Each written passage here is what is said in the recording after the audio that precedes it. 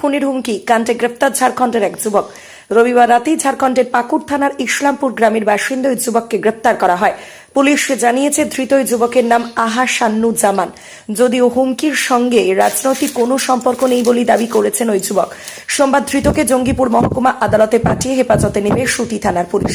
এদিকে পুলিশের গাড়িতে উঠে হুমকির কথা স্বীকার করলেও ঝাড়খণ্ডের ওই যুবক আহাসানুজ্জামানের দাবি জাকির হোসেনের মেয়েকে সে ভালোবাসত।